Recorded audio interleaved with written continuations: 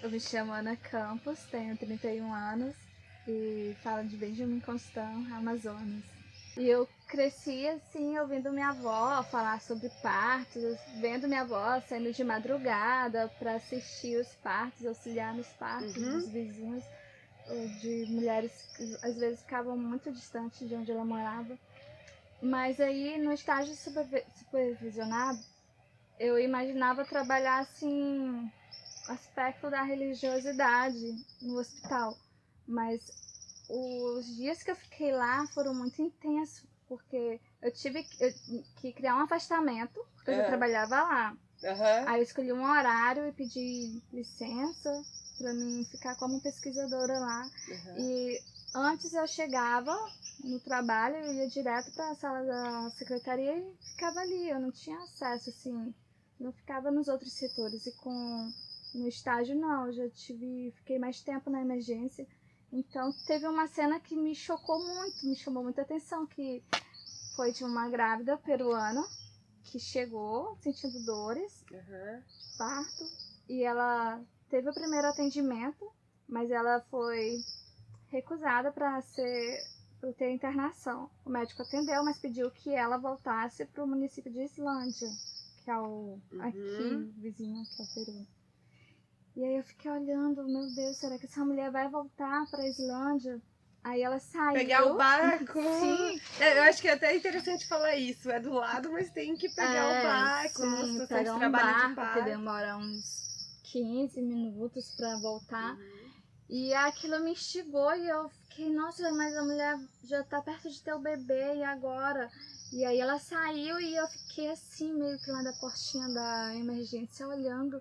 E aí fiquei observando que ela não foi embora. Ela, mais uma irmã que estava acompanhando ela, ficavam rondando assim pela frente do hospital.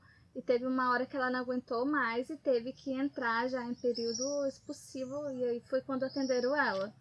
E, nossa, um dos motivos para mim escolher o tema foi esse.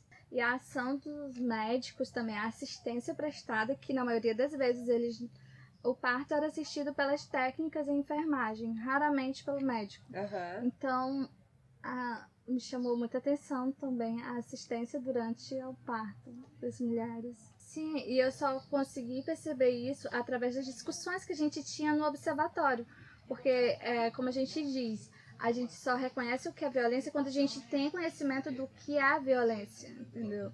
Porque às vezes as mulheres passam pelo processo de violências, mas para ela é natural sentir dor, ter aquele tratamento médico, pelos médicos. Por isso que eu digo, o observatório, as discussões que a gente tinha no observatório foram fundamentais para mim. Para você, assim, quando foi o momento que você começou a problematizar, assim, tem algum texto, algum momento específico que você se lembra, assim, que fala, caraca... Eu lembro muito sendo um texto da Emily Marti, que ela fala, assim, que com a medicalização do parto, as mulheres deixaram de ser protagonistas do próprio parto, e eu via isso na sala de parto, quando eu entrava, que eu assistia, assim, os partos, eu disse, nossa... Não, o parto não é a mulher, é o médico, é as técnicas. A mulher parece que é deixada de lado, só o que importa é a região pélvica e pronto. As emoções, tudo é deixado de lado. O problema que se gera aqui, da questão de atendimento aos estrangeiros, não é porque não tem recurso, não é porque não se pode atender. É pela questão de se pensar, ela vai ter dupla cidadania, entendeu? Ela vai poder usar, o filho dela vai poder utilizar a certidão de nascimento brasileira e a peruana, e aí ele vai receber Bolsa Família aqui, aí vai estar tomando Bolsa Família de um brasileiro e tal. O que acontece, o que eu percebo além do preconceito, dos estigmas que eles sofrem por não ser atendido, é uma questão de disputa, assim, que há aqui em Benjamin Constant. Sim. Você sentiu a mesma coisa com os colombianos ou não? Não. Não? Não. Até quando a gente fala, assim, às vezes eu falo espanhol por conta da fronteira, por conta do meu ex-companheiro ser peruano, Até em se falar em espanhol aqui, as pessoas são estigmatizadas. Se você for em Islândia e as pessoas que moram lá perceber que tu não é peruana, aí tu vê que a dinâmica lá muda entre eles mesmos em Islândia. Eles não falam em espanhol, começam a falar em português, o portunhol. E aí, quando a nossa presença lá também choca um pouco eles. E aí a gente até é taxada de defensora das peruanas. E quando eu percebi que às vezes quando eu tava lá, a gente vai atender porque a Ana tá aqui. Eu disse, não, você tem que atender porque você tem que atender. Tem os direitos humanos, tem Constituição, tem tudo que dá direito às peruanas a ser atendido aqui. Não é porque eu tô aqui, entendeu? Sim. E aí, é isso aí. Eu sou meio que taxada. Mas o seu emprego não tá em questão, assim, não te pensaram em mandar embora, assim. Eu já recebi avisos de ser transferida do hospital. E aí, como é que foi tua pesquisa? Como é que conta um pouco sobre isso? Não foi fácil, porque tinha que falar sobre as peruanas, sobre os partos no hospital. No início, 2 peruanas tiveram que desistir. Há uma certa resistência também das mulheres peruanas em participar da pesquisa, pelo fato da cidade ser pequena, das pessoas me conhecerem e saberem que eu trabalho no hospital. Sim. Então, quando eu procurava alguém, eu dizia, não, pode ser denúncia, não sei o que e tal. E aí, às vezes se afastavam, mas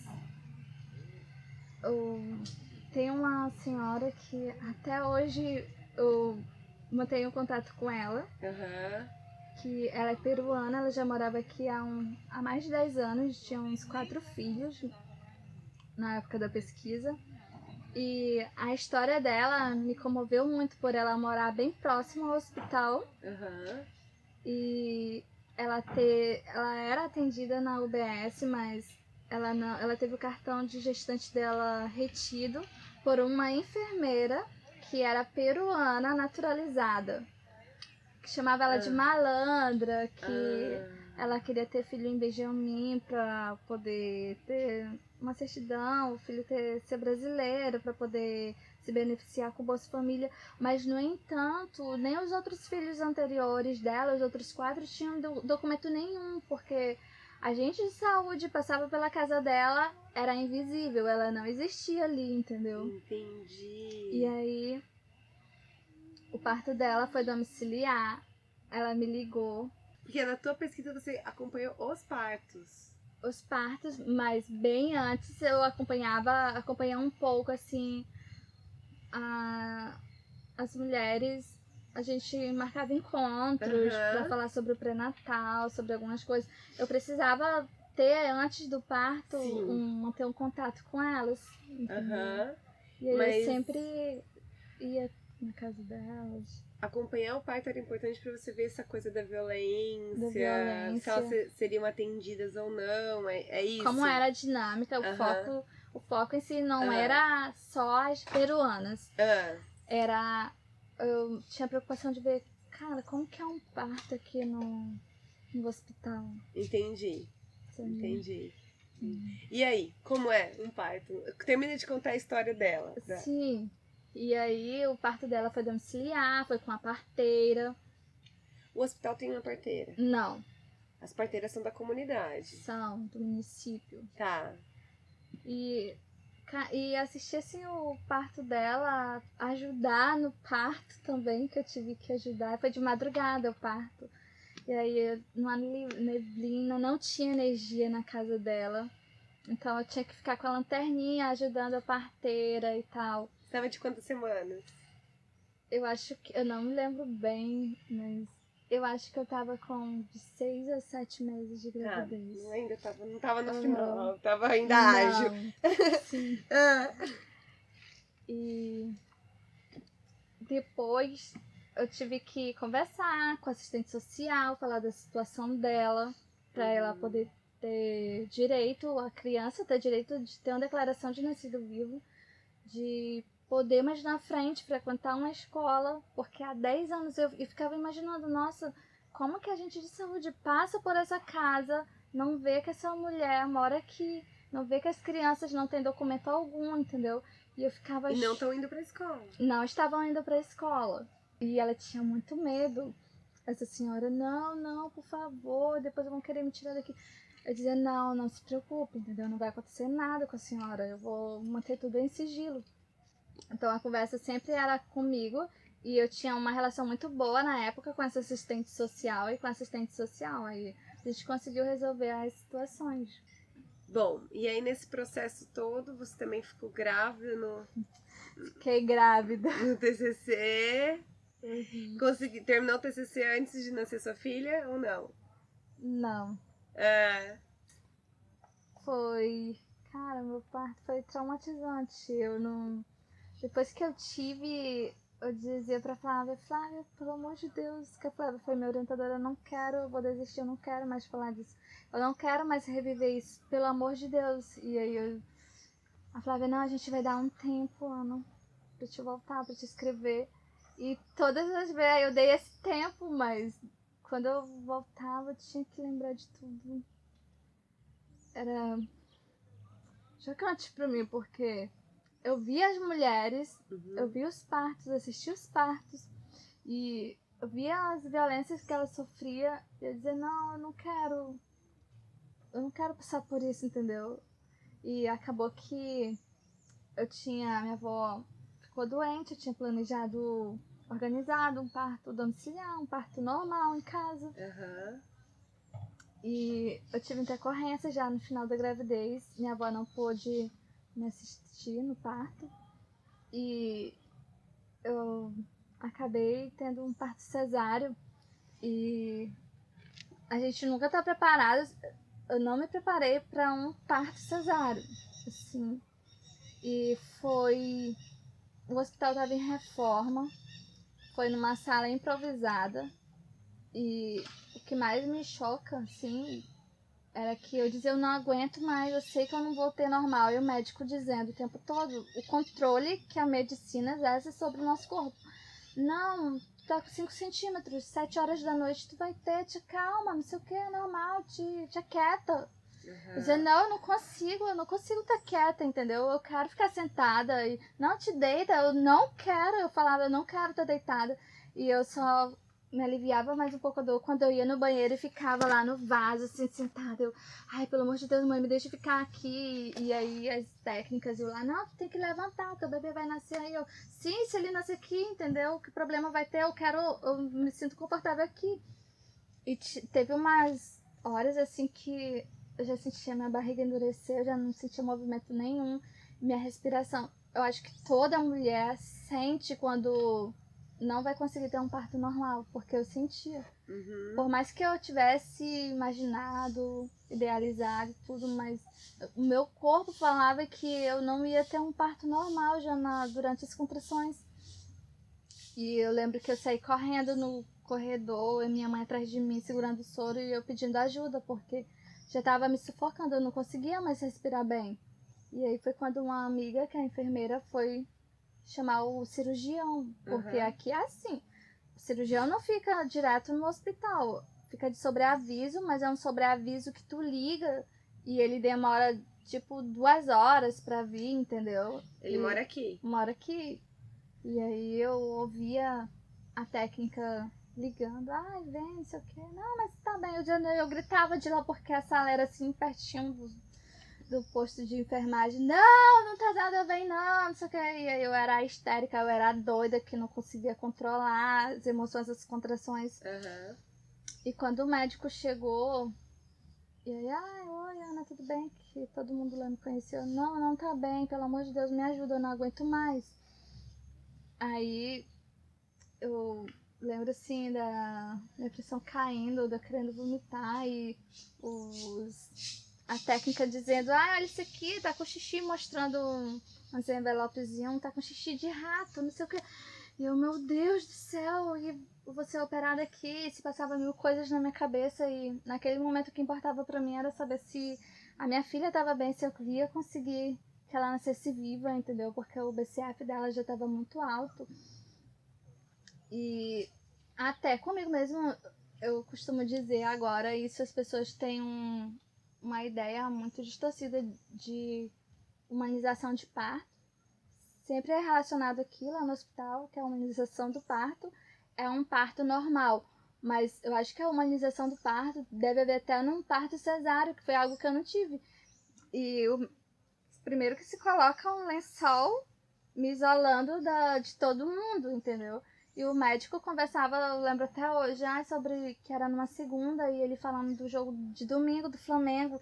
Eu, puta merda, eu tô quase morrendo aqui, e o médico conversando sobre jogo, entendeu?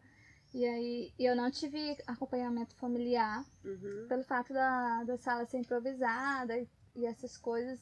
E eu me vi assim na beira da morte e não tem ninguém. E eu fui vê-la depois de acho que 2 horas, porque ela tinha aspirado muito mecônio e já nasceu assim com problemas. E tinha de mecônio. O pediatra tava lá? Não. Tanto é que não tinha. O único especialista que tinha era o cirurgião Aqui tem geral. pediatra? Não. Em Benjamin não tem pediatra? Não. E quem aplicou anestesia em mim foi um técnico. Tem alguma... Mas normalmente, quem que... É o médico, esse cirurgião que se o negócio pega, assim, é ele que vai. Se acontecer alguma coisa com uma criança, assim, aqui. Não. Se acontecer alguma coisa com uma criança, ela é transferida pra UPA. Pra Tabatinga. Mas de barco? De barco.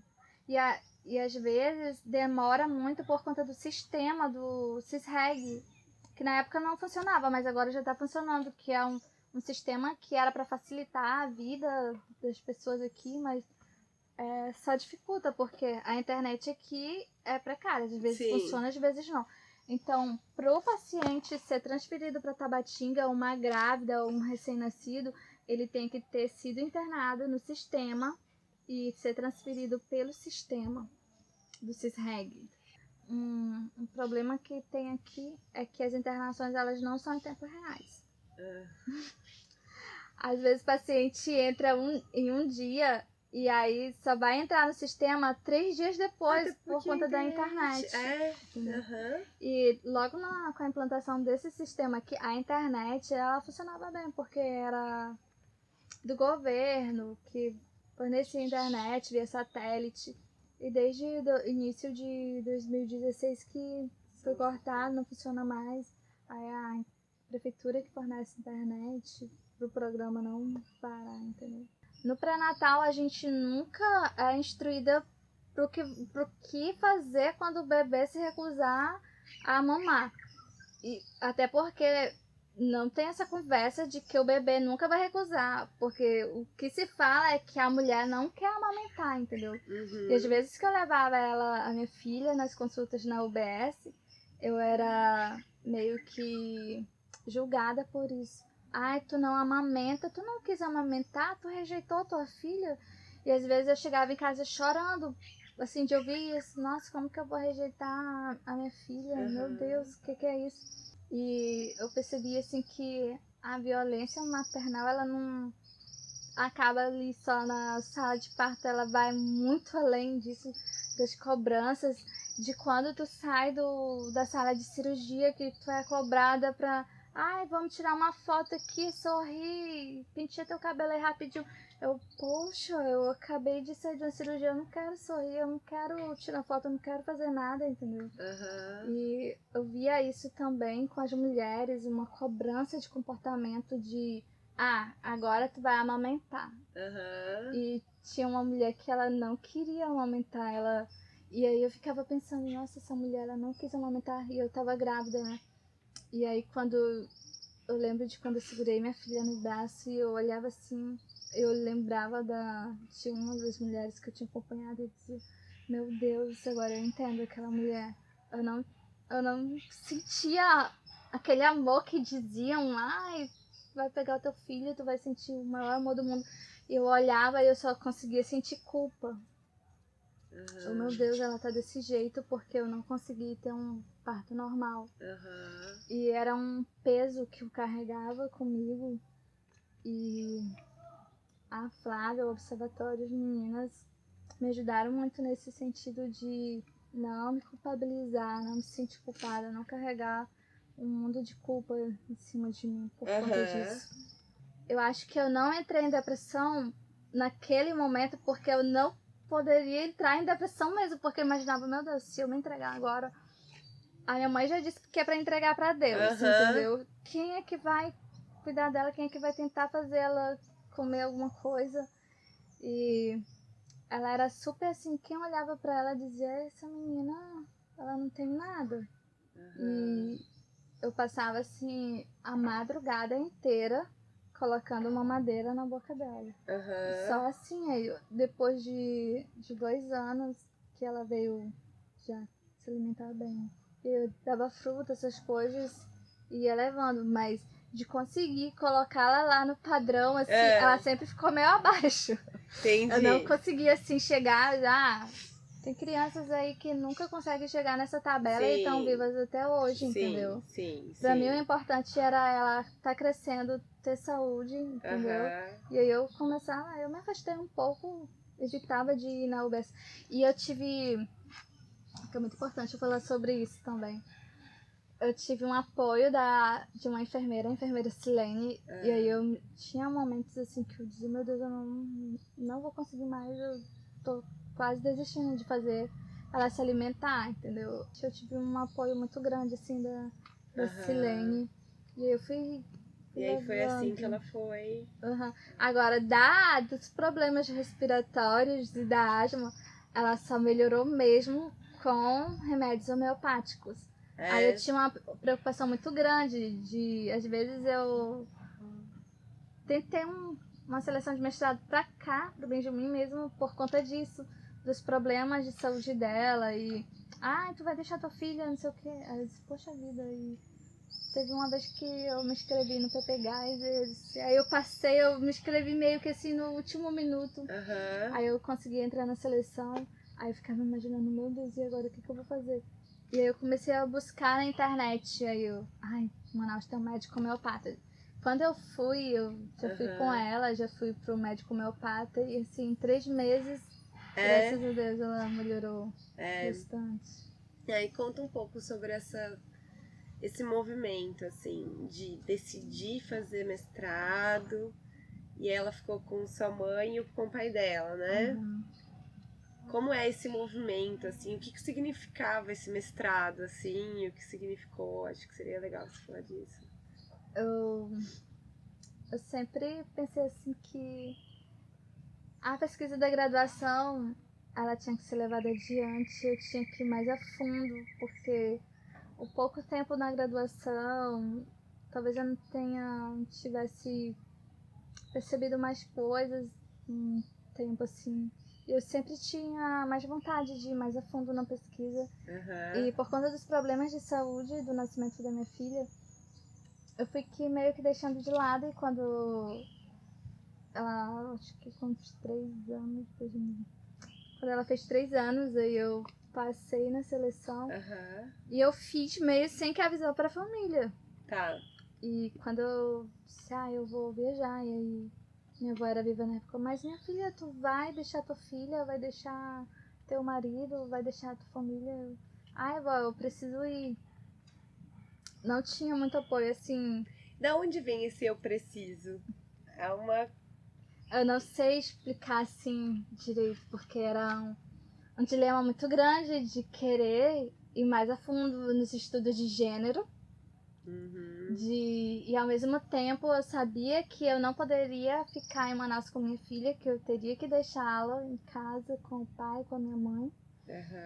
E eu acho que 2 meses antes de ir para Manaus eu entrei num processo de ansiedade muito grande.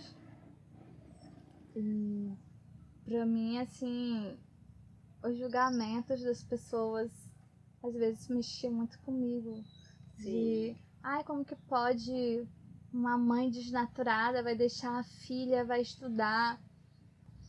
E assim, aqui o tempo inteiro, numa cidade que tem uma, assim, pequena é muito difícil.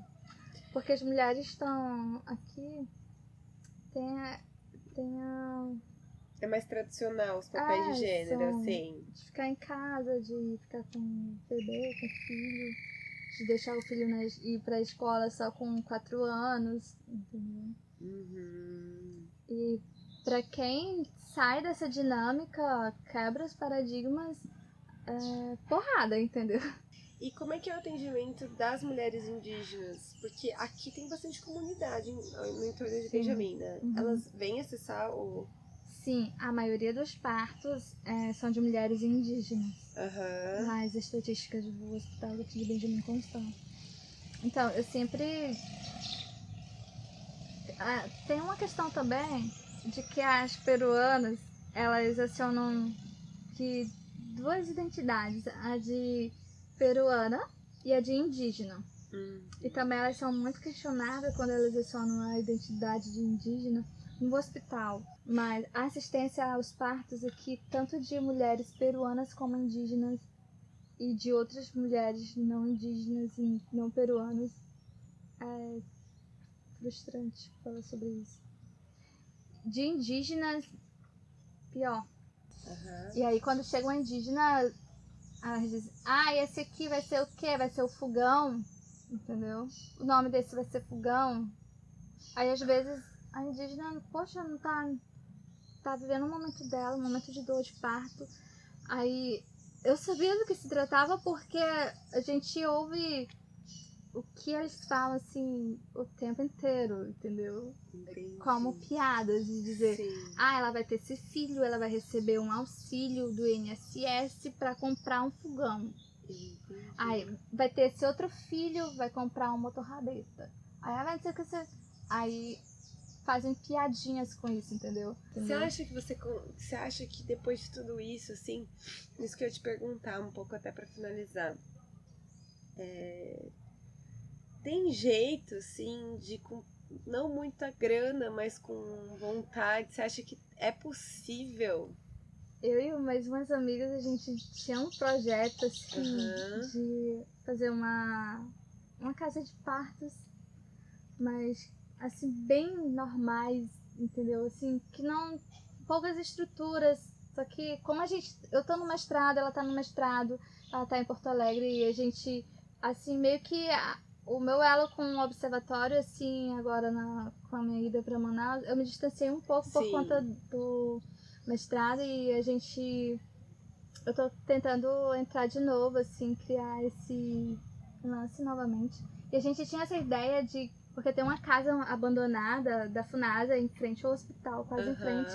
E aí a gente pensava, puxa, que dava pra ser uma casa de partos, assim, onde as mulheres poderiam vir, a gente poderia trazer banquinhos de partos que as mulheres sentam para parir sentadas, piscinas de plástico, ou se não, colocar redes para descansos para as grávidas, ter um conforto bem melhor, né? E eu não vejo essas mulheres assim em busca de... não vejo elas como malandras, entendeu? Claro. E talvez o fato de eu ser mãe tenha me ajudado a mudar minha visão, assim, de entendê-las, de compreendê-las, porque quando minha filha adoece, eu tento, assim, a primeira vez ir no hospital, mas quando eu vejo que, poxa, tá demorando a ter resultado, me manda pra Letícia. Eu acho que uma mãe sempre vai buscar o melhor pro seu filho, entendeu? E o que eu vejo nessas mulheres, tipo, Bio Islândia, assim, o hospital é precário. Claro que uma mãe sempre vai desejar o melhor pro seu filho, sempre vai em busca do melhor atendimento, entendeu? E eu vejo essas pessoas assim, eu não consigo ver a peruana, eu não vejo a indígena. E tem isso também na questão de quando uma mulher entra em trabalho de parto, aí se ela é peruana, ela não é chamada assim pelo nome. A peruana, a indígena, entendeu? Entendi. A malandra. Entendi. Aí, que vai ter o fogão, a geladeira, o motorrabeta, entendeu? Tem esperança aí? Eu tenho. Eu tenho esperança, assim, de... a gente tem um sonho de mudar, assim, essa questão dos partos, de assistência ao parto, E esqueci de te falar também, depois tem também as mulheres israelitas, que são peruanas, talvez tu tenha visto Eu vi, isso. conversei com uma, fiquei morrendo de vontade de até tirar uma foto com ela, mas fiquei com vergonha Porque dá para se criar, digamos assim, uma escala de atendimento à peruana, mulher peruana, atendimento da peruana indígena, atendimento da peruana israelita.